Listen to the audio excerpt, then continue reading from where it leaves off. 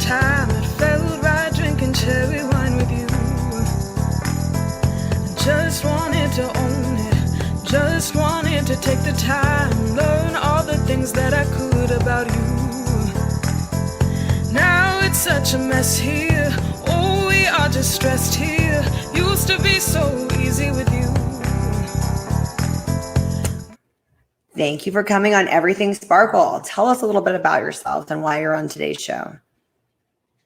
So, I am a 23-year-old girl who was born with a rare skin disease called Epidermolysis Bullosa, or RDEB for short. My skin is as fragile as a butterfly's wings, so it can tear and blister extremely easily. And this is my amazing nurse, Bobby Joe, who helps take care of me. Wow. So take us into like a day. Like, how were things when you were like 5 years old? Did you go to school with everybody? Were you homeschooled? Tell us a little bit about your life and what a regular day is like for you. So my family was amazing, and they tried to make my life as normal as completely possible. They still do. I went to public school full time. My nurse went to school with me. I graduated high school in 2016. And now I do different activities. I took a real estate course. I do yoga and stay busy. So you do yoga. Can you actually hurt yourself doing yoga since it's pretty physical and your skin's really fragile? I'm pretty good at knowing how to adapt to what I can and can't do. So it comes with the territory, I guess. So I usually adapt or just sit out for parts that I feel like I can't do. So you do a lot. That's actually really incredible that you every day you do what you do. So after you graduated high school, what kinds of stuff did you take? College courses? What did you do after that? I did a real estate course. I volunteer at a cat neuter and spay. Oh, awesome. So you get to be around animals all day? Yeah, I like to. Oh, that's fun. And then with the real estate course, what kind of stuff did you do then? Do you sell homes? Do you help with that? I really wasn't into it as I thought it would be. My nurse, Bobby Joe, also did it. We did it together, and she ended up completing it, and she does sell and help people buy homes. What? So that's interesting. How long have you been her nurse? So let me back up. I've been a nurse for 20 some years. I got into pediatrics about 8 years ago, and I took care of one of their friends who had the same disease, and I knew her, and she was closer to home. So I would say about a little over 5 years ago, I started being her nurse because she was closer to home for me. So how rare is this disease? I believe it is 1 in 20,000 in the U.S. alone right now. Pretty rare, and my parents had 2 out of the 3 kids had it. 2 out of the 3 kids had it. So you have a sibling that has the same disease. Yes. Are you guys close? Do you guys have different nurses? Yeah, we're definitely sisters. She did have a different nurse. So you guys don't live together? No, she actually passed away. I'm so sorry about that. How long ago did that happen? A little over a year ago. What was the age difference? 4 years. 4 years. Was she younger or older? Younger. And that must have been hard. And what about your other sibling? Are you close to them too? Yeah, I'm pretty close to him. He's also 4 years apart. My older brother, he lives in Denver. So. And so what are your parents like? Do they live around there? Do you see them a lot? Oh yeah, I stay with my mom on the weekends, every weekend, and I see my dad at least once a week. Um, they're amazing. My mom and dad, I mean, they taken care of us their whole lives. They put us first. That's really incredible. So you have a really tight-knit family. Where do you guys live? And right outside of Pittsburgh, and Do you go out and do social things like go to dinner, go out for drinks, and you go to a concert? What are some of the things that you do for fun? oh yeah, one of our favorite activities is try new restaurants. Um, we love to shop. I like to go out to bars, listen to bands, um, concerts, just the She normal loves stuff. sports. Yeah, sports. Pretty much the normal stuff any 23-year-old would do. I do. What's your team? What's your favorite sports team? Oh, the Steelers, of course. That's awesome. So, Bobby Joe, you accompany her to a lot of this stuff? You know, if when we're together during the week, we do pretty much everything together. Whatever I'm doing, she's doing. If it's grocery shopping, going to eat sushi, pretty much anything. Like last weekend, a bunch of girls went to the movies, and pretty much anything I do, she'll do, as much as she can do. There's not a lot that she won't try to do. So then what happens if you get hurt? Because you said your skin's as fragile as a butterfly wing. And have you gotten hurt in the past? What happens? So I'm completely wrapped head to toe for protection, in the first place. But if I do get hurt, it depends on. I mean, it could be a variety of things. It could be a blister forms in which we have to lance it, or my skin can completely shear off in results of comparison to a 3rd-degree burn. So it's really painful if something happens. Yeah. From have you ever gotten stung by a bee or something just that, and it happened like that? Yeah, it's almost the same thing as being burned. It's described as having 3rd-degree burns. We look exactly like we've been burned. So it's pretty much similar to that. Wow. Do you communicate with the other people in the United States that have the same disease? You guys have a support group? Yeah, so before, it's a lot easier now with social media. Before that, I really never did. Just because it's so rare, you don't know of anybody by you. But now that there's social media and stuff, there's tons of support groups, and I have really good friends now who have connections with too. So it's really nice to have that. Do you guys ever meet up together? Yeah, we do. They have a conference every other year for my skin disease, so people meet there all the time. And then actually, I'm planning to meet up with one of my friends, hopefully soon. So at the conference, you guys all get to be. Where do they have the conference at? Oh, they have it different places every other year. They change spots, so they usually try to switch between East Coast and West Coast every other year, so it could be anywhere. So what were some of the concerns that came up when we went through COVID? I bet that must have been like, oh my gosh. I mean, now instead of just worrying about the everyday things you used to worry about, now your worries kind of multiplied into something more. How did you guys deal with that? We didn't do anything but movies and eat. Yeah, we definitely stayed inside a lot. Technically, I am not high risk because my disease is genetic, but it probably wouldn't be good if I got it, just because I am so inflamed already from constantly healing and my body supporting other things, that we really didn't want to take those chances, so we stayed inside a lot. And then you didn't see your parents as much, did you not?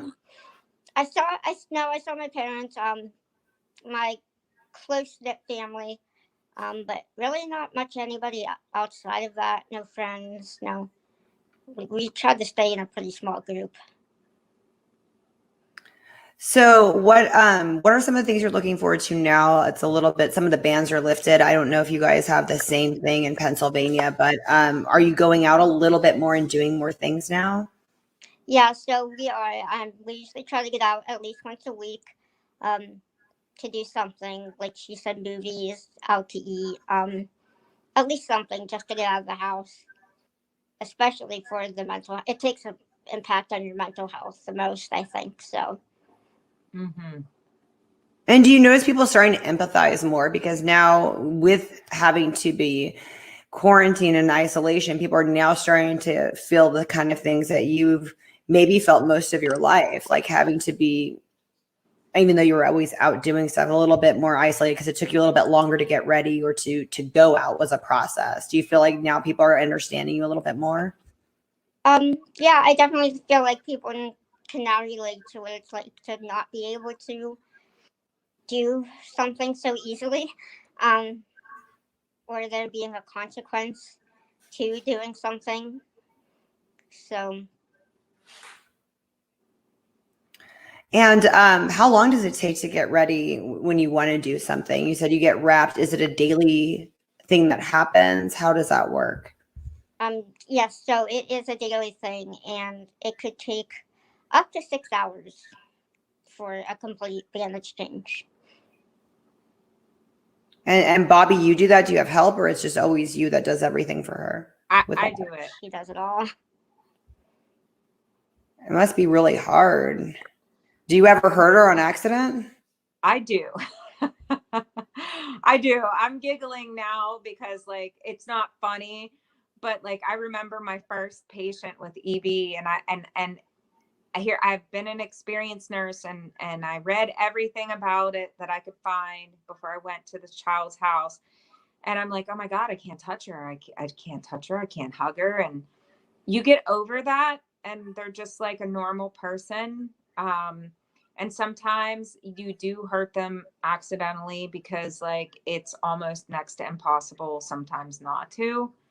And then like there's the times where you go out to have fun and you come home and I'm speaking of my past patient and her, and there's a consequence. Like they just can't have fun without a consequence.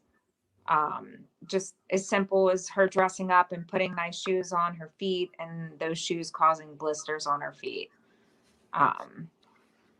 That's the to me, it's like the most unforgiving disease I've ever seen as a nurse. There's constant consequences to just enjoying life or putting makeup on or wearing a certain kind of shoe. All the things that we take for granted on a daily basis. It's just so much more complicated for someone with EB because it affects every single part of their life. And what about bathing, if I can ask? And you can answer it however you want. I think just everyone's really curious about how the disease works. Is that even possible, or you just have to be really careful? How do you do that? Yeah, so it is recommended to bathe. We actually are recommended to bathe with a cup of bleach in our water to help kill any bacteria. So that doesn't feel the greatest. But yeah, so it's different for everybody with my skin disease. Just as anything, everybody's different. I personally firstly remove all the dressings, then I get in the tub and usually wash me off and stuff. Then I get out and we have to wrap me back up. Wow. And then it's got to be like if you're hot, cold, but then, if you're cold, you can't just, because You don't want to hurt your skin. So how do you balance that out? So I am mostly hot because of the bandages. Um, they can be pretty hot, especially in the summer. Summer is not my favorite time of season, especially because the heat can also affect our skin. So summer's definitely a difficult time. Um, Winter and fall are more my season. It's easier. It's easier to throw on a blanket or some extra clothes than it is to get cool. Are you in pain all the time or just if you get hurt? Like are you in pain right now or only if you were to get a blister or something happened to your skin? No, there is constant pain. I constantly have open wounds all over my body, 24/7. Even if I don't get hurt, there's just wounds that appear and heal. And there's a lot of second degree, what would you call them? Like, not illnesses, but So you're used to having a degree of chronic pain. There's like always a chronic pain you're used to having. oh yeah, there's always chronic pain. I'm used to dealing with it. I really don't know anything different. I was born with it, so I couldn't tell you what it's like to not have pain. Well, what do you ever take anything? I mean, can you take anything? At what point is it like, oh, this is way worse than my normal, than what I'm dealing with? And what do you do for that? Yeah, so I have a pain management team at Children's Hospital Pittsburgh and Cincinnati. Children's Hospital. All my specialists are there. We have a pain regimen with different pain meds, and I'm pretty good at managing my pain. At least I think I am. Um, but there definitely are days where I'm just in so much pain that it's unbearable. And usually those days are the days where you just have to sleep it off. How do you sleep? Do you sleep even solidly or is it hard? Because if you're waking up in pain, how does that work? It again, it just depends on it. Like every day is so different. I could be in less pain and what I quote unquote my normal pain. So like my normal threshold, my everyday, what I'm used to, not a big deal pain. And then there's the pain where it's excruciating. It physically and mentally drains you so much that you do end up sleeping um, quite a lot. If I let myself, I can sleep for 20 hours a day. Well, what an achievement that you got through school and you graduated high school. Was there a lot of times that you just didn't go to school that day because you were in pain and then just made up the work? Tell us a little bit about that. Definitely. So yeah, there was a lot of times that I missed school, which definitely made it harder to catch up. Just so many different things can happen from my foot getting hurt and not being able to walk, or I get a blister inside of my throat and I can't swallow. Just so many things can happen where it's just a never known. So I used to miss a lot. I had EVP, IVP, EVP, EVP. So the school was really great about it. I don't know how, I somehow got caught up. I don't know how. I managed to. Well, that's interesting. So if you have a blister in your throat, because I know you said your skin was like a butterfly wing. So now you have internal So problems as well. Yeah, so it affects internal as well as external. Anywhere there is a mucous membrane, and your whole entire body is made up of mucous membrane. So it is head to toe, inside and out. And when was it that you first even realized what you had? This is your normal. So at what point did your parents sit you down and like, yeah, you're not like other kids? Did you always know that, or was there a conversation? Me personally, I've always known, obviously. I look different. I'm wrapped. I couldn't do other things. the other kids could do. I have to sit them out. Things as simple as going and playing on the playground, being on the monkey bars, and climbing, and bike, riding a bike, and playing outside, and things like that. So yeah, I've always known I was different. Um, my parents knew as soon as I was born, obviously, because parts of my skin were missing.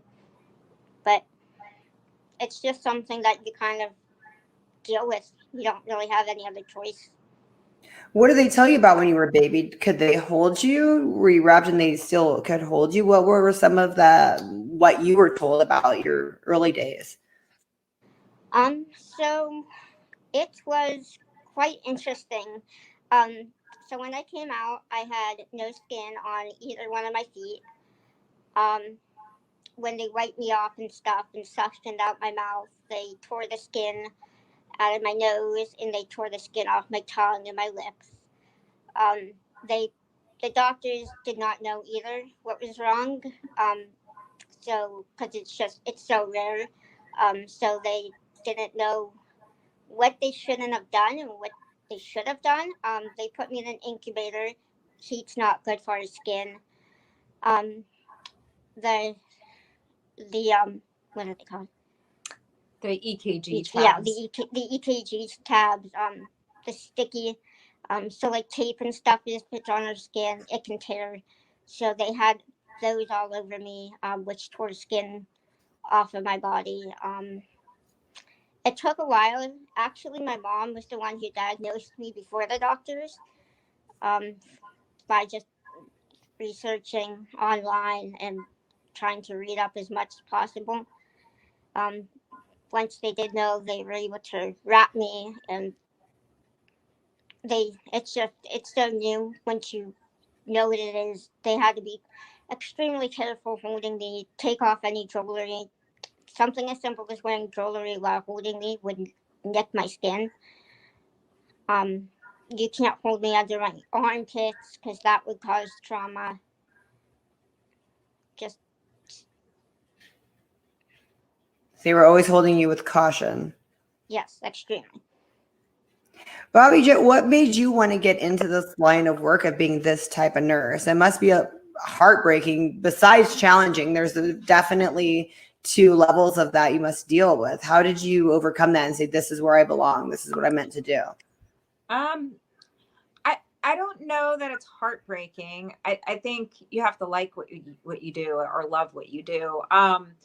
I needed a change in nursing. I wasn't happy. I spent a good portion of my nursing career, probably 13, 14 years in nursing homes and hospitals. And I left a director of nursing position at an assisted living. I just couldn't do it anymore. And a friend of mine was like, why don't you try pediatrics? And we have some cases open. And I was like, okay, anything's, a change is good.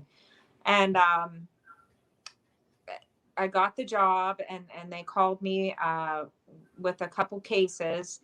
And I knew about the one with the little girl who had RDEB, like Haley. And I was like, okay, I can do this. Although I was terrified because literally everything that you learn as a nurse, everything's different with a kid with EB, like everything. I can't stress that enough. Like the normal things I would do as a nurse with someone with like typical wounds really isn't the same. They have special dressings, the way you clean their wounds. Everything is just different. It was a learning process, probably I'd say for the first 6 months. I really do enjoy working. I want to say young adults because, they were both teenagers when I started with them. So it was a lot of fun because they're like normal teenage girls, really. They have a skin condition. That's it. That's how I look at them. They have a skin condition. They're normal teenage girls. We had a lot of fun together. Concerts, restaurants, amusement parks. You went to amusement parks? Oh, yeah. Well, that sounds like fun. Did you go on rides? Yeah, yeah, I definitely love amusement parks. Of course I can get hurt, but I pretty much can get hurt doing anything. And the way I look at it is my life is so short, especially because the disease does shorten our lifespan. So What I is really a don't. typical span for you? So the typical span is between 20 and 30. Have there I've been people to definitely, beat that span that you know of? Have there been documentation of people living a lot longer than that? yes, there have, especially now with more research coming out and more bandages, medications, um, everything that is research based is nonprofit. So um, that's why there isn't a cure yet. Hopefully one day, but it's definitely a lot of a lot easier with just the bandages and the medications and the treatments that came out from the time I was born until now has been significant. So that's definitely made it easier and increased lifespans. I know a few people who are in their mid 40s with my type. So, So that's hopeful. That's good. yeah, it's definitely helpful. So you said your type. Was your sister on a different type than you? No, she was the same type as me. However, she was affected internally more so than externally, where I'm affected externally more so than internally. Okay. Um, like like I said before, everybody's different. There are 4 different types of EB, and then there are subtypes in those types. So the 4 main types are dystrophic, um, what are they? Simplex dystrophic, um, conjunctional, and I, I forget the last. I forget the last one. They're all based on what layer of the skin it affects. Um, so conjunctional is said to be the worst. They usually, if they can make it from 2, usually then they get better if they make it past 2. Where my type, dystrophic, and the subtype recessive dystrophic, it gets worse with age. So I wasn't as bad when I was a kid, and I will continually get worse as I continue. Simplex is where it usually only affects the knees, elbows, and hands, I believe. And I cannot remember the last one for the life of me. But it's a more milder one too. Haley, you're very inspirational. Can you tell us some of the things that you tell people that take everything for granted, which I mean, we all take having skin and for granted. We all take that. Is something that you want to tell people and can't stress enough that people should be grateful for? Um, just the little things. Take um the little things in life. Like one of the things that EB does is it the scar tissue can take our fingers away. So like, where's the camera? My finger. I used to have fingers, and now the scar tissue has completely made it so that they are like mittens. It's called mitten formation. So like just something as simple as having fingers or eyesight. My eyesight has decreased because of it. I've lost my hair because of it. You can't wear glasses because it would hurt your skin, right? I can. It does break down if I wear them too long. But it's very hard to fix my vision just because it's caused by scar tissue. Mostly everything's caused by scar tissue. So really the only way is to remove that scar tissue is by scraping it off or having surgery. And doing that, the scar tissue, once you irritate scar tissue, it likes to grow back even more. So once you do that, it kind of just upsets things even more. So what are some of the things you hope to accomplish? You are very inspirational. Have you thought of writing a book? Do you make videos and talk to people about it? What are some of the things that you hope to, make your legacy be known as? So I actually have thought about writing a book. I've always thought about that. I do social media. I'm a big candidate just for research. I try to share my story and other stories as far as it could possibly go, just so that we could get the money for the research. Because if we have money, we can find a cure. And once they find a cure, that's genetic mutation, they think that they can cure any genetic disease, besides not just EB. Well, we will post where people can donate money for research. That's definitely really important that we can do something. And I think you're a great voice. You've been a great voice. You've enlightened me so much. I never knew the ins and out of this disease. So thank you so much for coming on my show. I really appreciate it. Absolutely. Thank you. Do you have a social media site where we can follow you and keep up with what you're doing? Yeah, I do. So I have an Instagram and a TikTok, EB underscore, or no, I'm sorry, E butterfly underscore beauty. And what's your Instagram? I will follow you right now. It's the same thing. Oh, so EB underscore. Okay. Thank you so much for coming on, and we wish you the best, and we're going to try as best we can to donate, get this research going, because it's very important. Thank you. And thank you also, Bobby Joe, for coming on today. Thanks.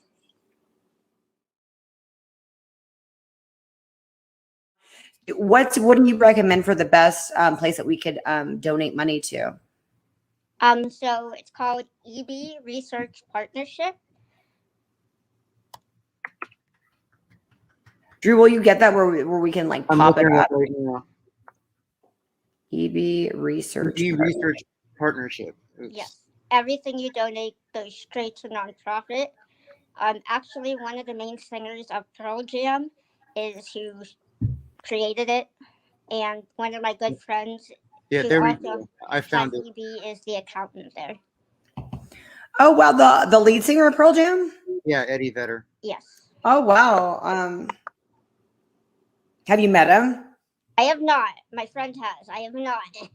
But definitely a huge fan. We need to send you to a concert, girl. I mean, absolutely. Like last year, her desire was to have new hair, and because she's 23. So, but real human hair is very expensive. When she became an adult, she was not able to get free hair through like the Children's Foundation like they used to do. So I put some feelers out there and reached out to some hair places locally. And of course, we were in the middle of this pandemic. And this one hair place locally, it was familiar with her because we used to take her hair there to get it cleaned and different things. And here this team, Jamie's Dream Team, reached out to us. I didn't even know they existed. And they paid for like this $3,000 wig for her, which was amazing. And obviously they weren't able to fulfill the other dream because of the pandemic. Both of us love Broadway, and they shut it down. We used to go and see, shows all the time in Pittsburgh at our own Broadway here, and all of that was shut down. So, but yes, people have donated things, to her. They didn't you guys have a yeah, there's been a couple fundraisers that people have donated for us. another thing I'm trying to look into right now is a service dog. So that is a very costly expense. Um,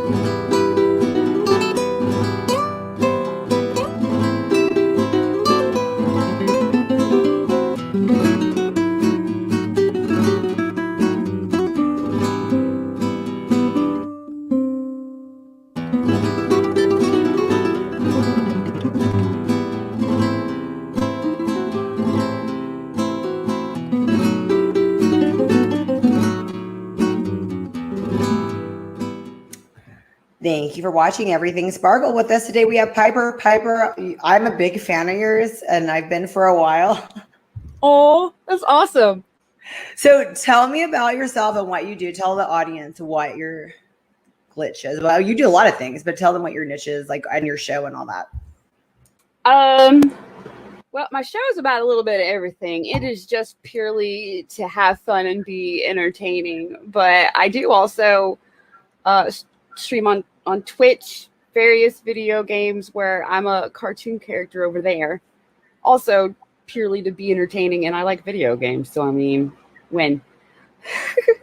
Okay, so how long have you been doing the YouTube show? Not that long. It technically started last year. Because I During COVID, was it the pandemic? You decided to take on a hobby or a challenge, right? Well, I was already streaming with another group. And then we needed to go on hiatus, so I went over to my channel and was like, "But I like streaming, so I'm gonna actually do it over here on my channel."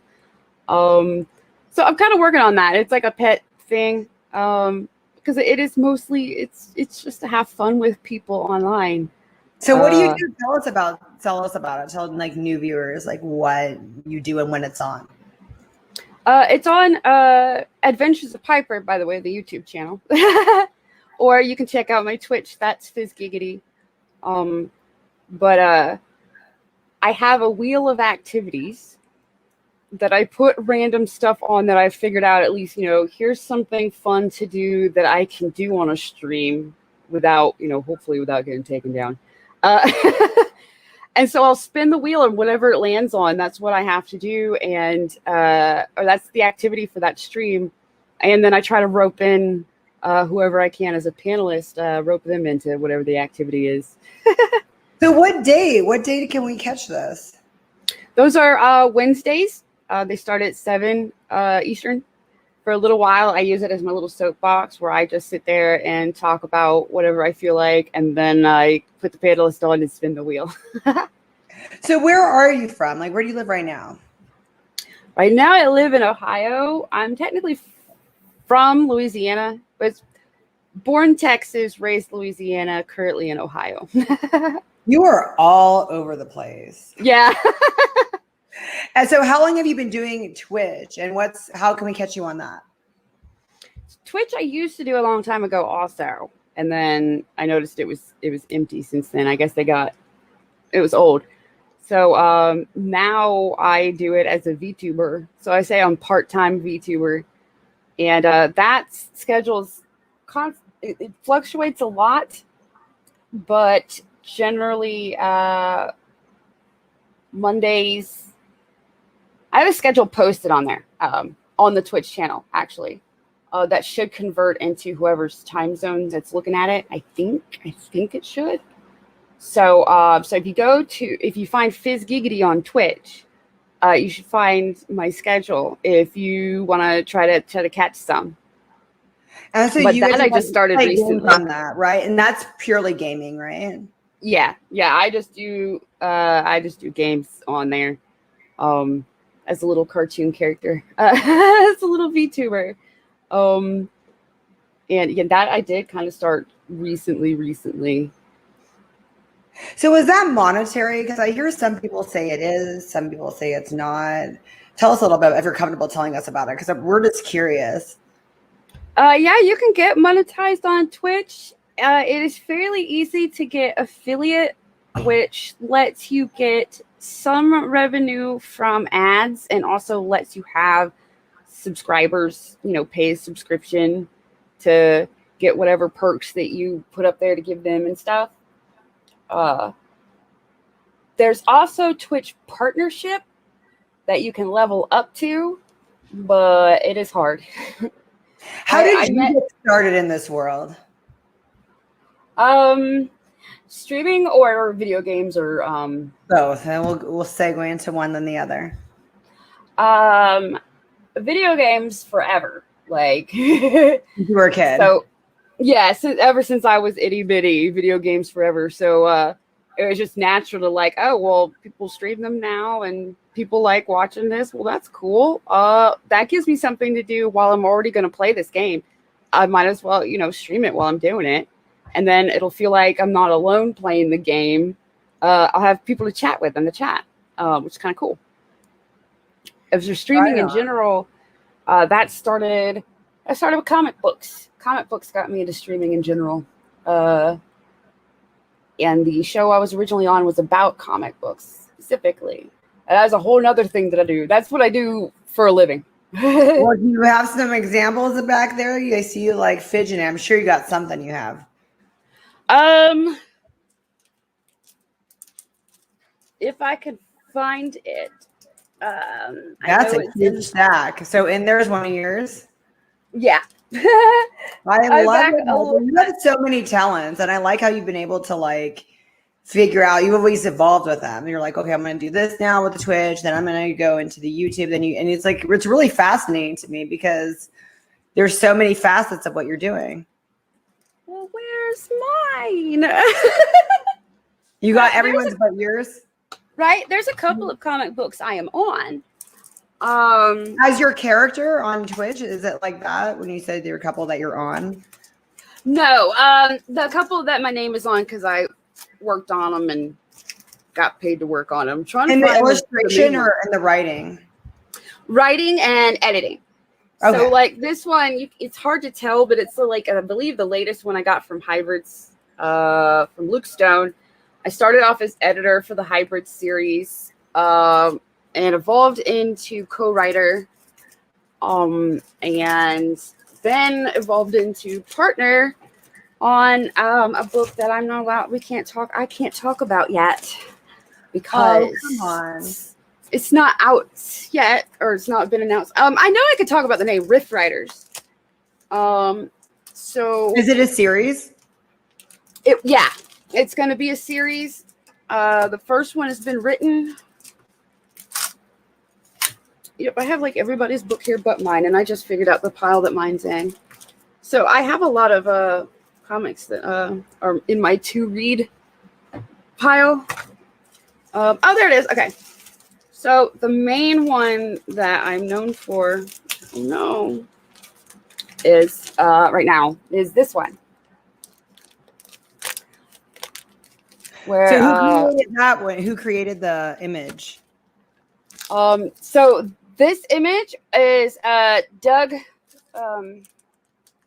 It's been so long since I've done like the pitch and stuff that my brain is dying. Doug, his name is in the book. Doug Franchin, I believe. Yeah. Duh. So he did this particular cover and the interior art. The script. Pretty. The script was put together, written by Scott McCullough. The colors were by Farah Normaliza, and Eric Weathers did the lettering. The story, world, and character designs and everything like that was a group effort by me, some other Grade of 0.5 guys. Like Jurassic Rated 0.5, and Scott, with one character that makes it into this book that is 100% mine, that I'm supposed to be working on her. I just want to give her a mini series right now, but she's gonna get an origin book. What's the character's name? Her hero name is Lupa. And you came up with that? Yeah.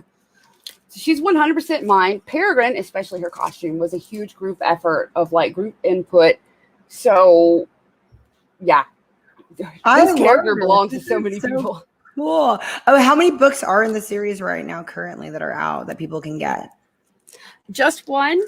The campaign for it is closed right now while we pack and ship these. And then as soon as we figure out what we have left of the overprint is how we're going to figure out how to get other copies to people. And if nothing else, in the campaign for Peregrine 2, you'll definitely be given chances to catch up and get the first one. Are there usually that many people involved in the production of this? Because you said a lot of you guys created it. You created this character, that character. I've never heard of that many people being involved in one project, but I'm a little bit green on it. So tell me how that works. It was definitely hard. I got to use some of my graphic design skills, though, so that was cool. And editing skills and creation. Oh my goodness. So it takes a lot of organization, and it was a huge, for being our first project. All of your first project, or just all of your first projects together? For us, all of our first projects except Scott McCullough, who had already produced a book, Door Kickers. And that was kind of why we brought him in, was he was already a friend, and we were all like, we're chicken. We want to do this, but we want somebody with some experience to come in. And it turned out that that didn't really matter. We all didn't know what we were doing for real life. It was actually kind of rough because there's so many people, jobs have been passed around, passed out, and then you're trying to like track each other down, make sure this got done and that. And we learned a lot with this campaign. I imagine. Wow. This campaign, everything took longer for us to put together than we expected. Isn't that how it always works out, though? Yeah, but we know exactly why, at least. We know exactly what happened each step to slow us down. So now we have it down there. A well-oiled machine at that point. Yeah, exactly. Piper, is purple your favorite color? I really did not know this when I wore purple today. It's like I feel like we're matching. Yes, it is. Violet. Oh my God. I love that. I love that and it was a last minute decision. I was going to wear a different color, and something in my head said I should wear purple, and we're matching it. Okay. So do you make a lot of like your characters purple? Is that something known about you? Piper, purple? When I'm making characterizations of me, I throw a lot of purple in there. If I'm trying to make a character, I try to make them not like me as much as possible, to do something different, to not be like, well, every one of Piper's characters is obviously a self-insert. And I'm like, no, I'm going to make this character way different from me. Maybe this character has aspects of who I'd love to be if I had powers. I would love to be that person. Only I would like these colors instead of those. But you know what I mean? But well, I think somehow it's going to get integrated. There's going to be a part of you that's going to be like a little bit depicted in your characters, right? I think that's a writer's going to do that no matter what, because they're making the backstory. But then you're using a lot of empathy, because you're going, okay, if I was this person and I had this past and this happened just now, how would I handle that? So you're still kind of having to process it through how you would react in that scenario. Well, if we wrote about ourselves, it'd be boring. I mean, yeah, that's why you have give the ourselves backstory. that background story. Yeah. I've lost a whole shoe. That's what I was digging around for before. So you are so funny, Piper. So you're a writer first, right? So you're not really into illustrations or graphic arts. Actually, Well, the craziest part is, as much as I've always loved doing the creative writing, I always was drawing first when I was, well, actually, I was kind of doing both. I was drawing and Okay. illustrating stories, though, when I was little. I'd make little picture stories and this and that. And so I honestly thought for sure that I would be doing the art for comic books. And like, even when I was younger, though, I was like, I want to draw and write, write and draw it out, my own comic. Did you ever think of doing children's books? I have a couple of times thought about it. I might still give it a shot, honestly. Because I would really love to like make cute stories that teach animal facts but are cute. I could see you doing that. I think you'd be good at that. What intimidated you about doing the illustrations for these comic books? Is it just a lot of work and you're like, I gotta choose, I'm just gonna write, I'm not gonna mess with the illustrations? What was the process to figure out that you were just gonna write? Well, a lot of it is definitely that is a lot of work, but then a lot of it is also, seeing all the other talent and going, yeah, I'm not that good. I stopped drawing. I used to draw like crazy, but my style is very cartoony, and it's not the style that I want for the comics that I want to, I have in my head still that I want to make. I can't do the style I want, so I'm trying to. My schedule's kind of settled down a little bit, so I'm trying to get into the swing of just starting from scratch, learning to draw, because I completely stopped drawing just about anything when I went to college for graphic design, because then all of my time was taken up with all this graphic design work for school that I didn't want to doodle or anything, because I was like, no, I want to break from that. I totally get that. I totally understand that. It's like when I used to be a dishwasher for a little while. I didn't want to come home and do my own dishes. It's kind of like that. I didn't want to do it for fun when I was just doing it for work. Yeah, I know. I totally get that. So now you've just kind of trained yourself. You've left that alone. Now the writing is more fun for you.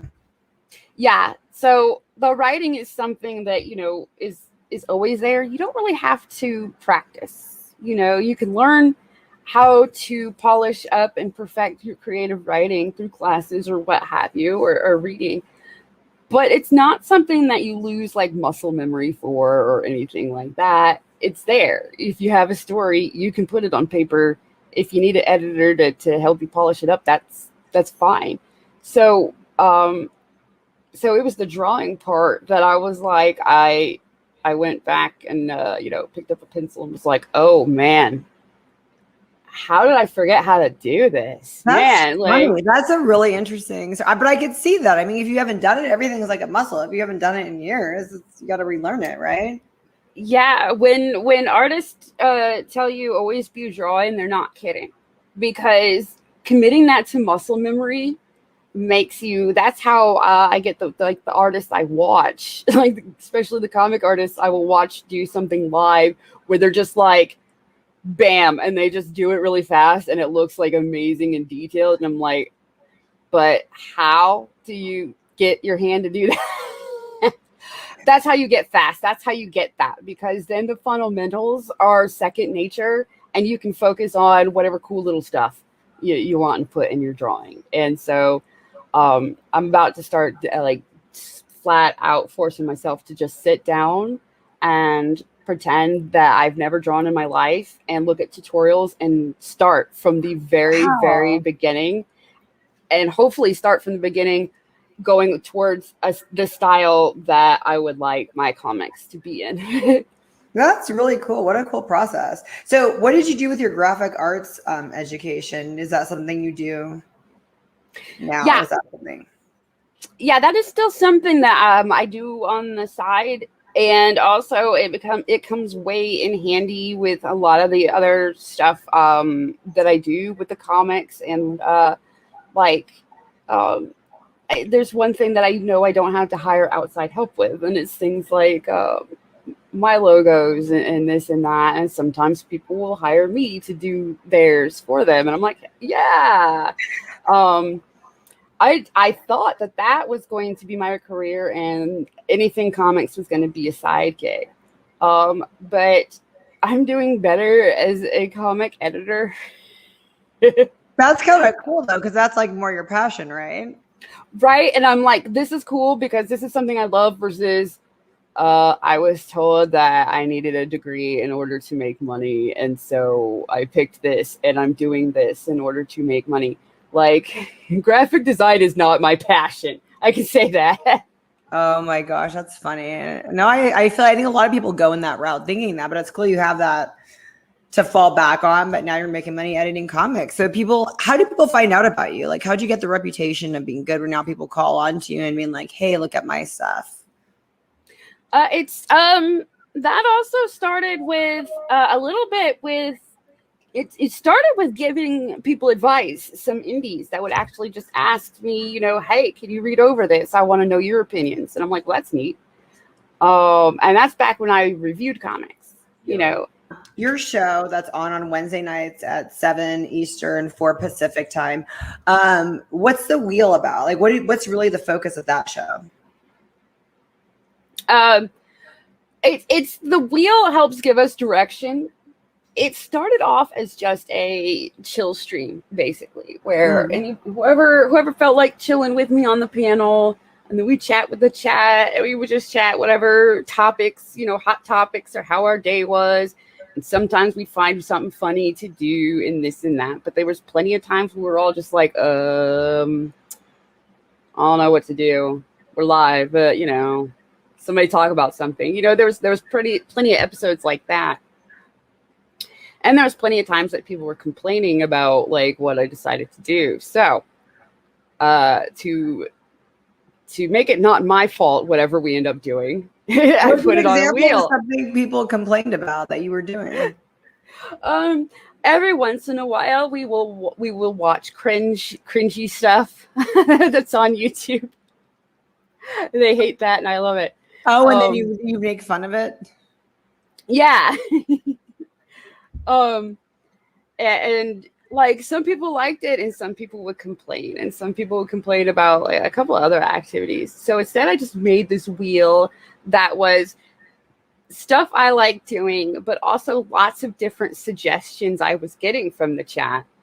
And then I was like, look, from now on, whatever we're doing today, for one, now we definitely have an activity to do. I love that. That's really smart. So we're not sitting here going, what do we do? But also so that the chat can't blame me. It's the wheel's fault. So do you have it right now? Can we see it? Can we see you spin the wheel? Yeah, let me. I was so curious about this. So it's free to make this and then save it on this site. So this is what I have right now. Some of it might not make sense. A gong? Is that where you like slam the gong? Yes, like that gong? is for. We treat that whole stream as a gong show where people have to come on or to get on the panel. You have to come on one at a time and entertain us well enough to not get gonged within 5 minutes. And the chat can gong the person. And then I click this little button on my stream that makes gongs. What's CAH? Cards Against Humanity. There's an online version. Right? So, and that'll be our activity is we play online version of Cards Against Humanity. There's also... So fun. You're awesome, Piper. And I actually, before I knew about your show, there's Don't Laugh on there. And that was, it's not quite like yours, so don't worry. But Don't Laugh was, okay, well, the chat has to try and make the panelists laugh. And I can't, like, I haven't landed on it. So I'm like, I don't know what happens after that, but you got to try to make the panelists laugh and then something cool happens. And karaoke, you guys actually sing? Yeah. Who's Gail? And, okay, so that's one of the cringe ones that everybody hates, but I love. And it's a cringe channel. This chick on YouTube, is just nuts. She has the cringe. She posts the cringiest videos, and I love it. I'm all about it. And everybody else is like, "Stop going to her channel," and I'm like, "Well, she's going on the wheel." Oh my gosh, that's funny. I love what you're doing. Okay, so every Wednesday, and then we can watch it. And you stream it on your Facebook, right? I don't. Only on YouTube. Oh, so we have to subscribe. Yep. To get notifications, or you can just find it. But I was gonna spin it for you, but Oh, spin it. show Spin you how it for works. me. I want to see it.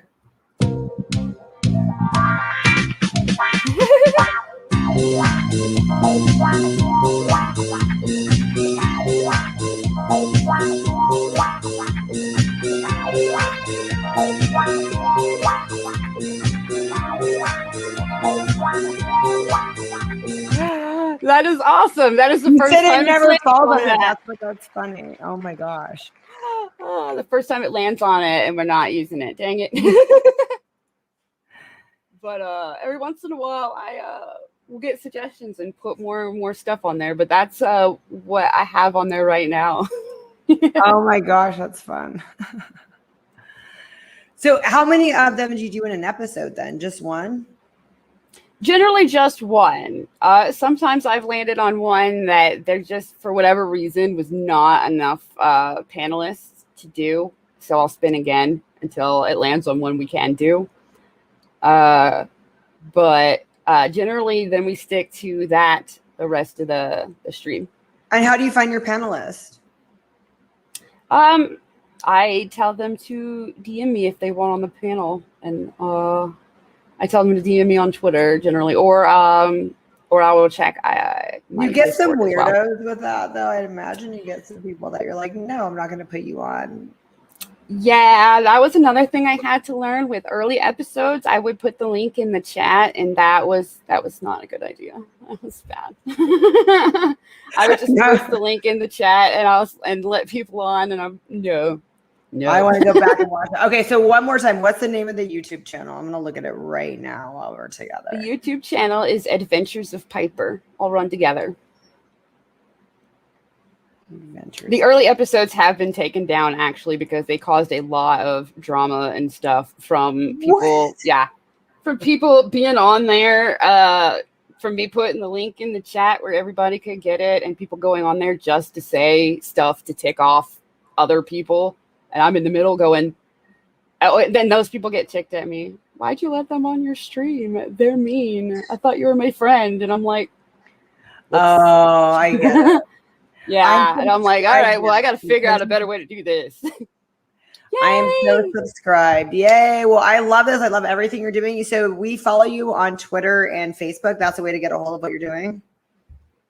Yeah, especially Twitter. I kind of abandoned my Facebook in like 2016. I haven't really been on there since because everything got political to the point where I was like, you guys are making me not like any of you. I'm leaving.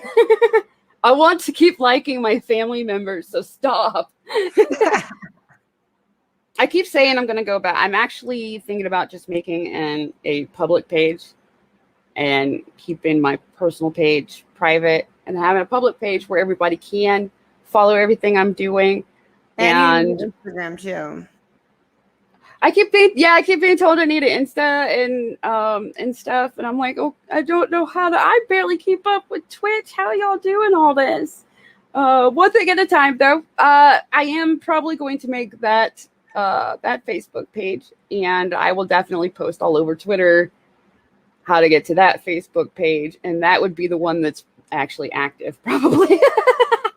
Awesome. Thank you so much for coming on my show, Piper. You're so much fun, and I love it. Thank you for having me. I adore you.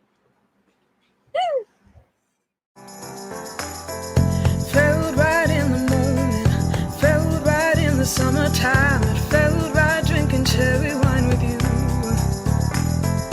Just wanted to own it, just wanted to take the time, learn all the things that I could about you. Now it's it's such a mess here. Oh, we are distressed here. Used to be so easy with you. Now I must confess here. Oh, I must confess, dear. Don't think I'm in love with you. Winter is coming and I don't know what to do. And there's no more use in running, no more running to you.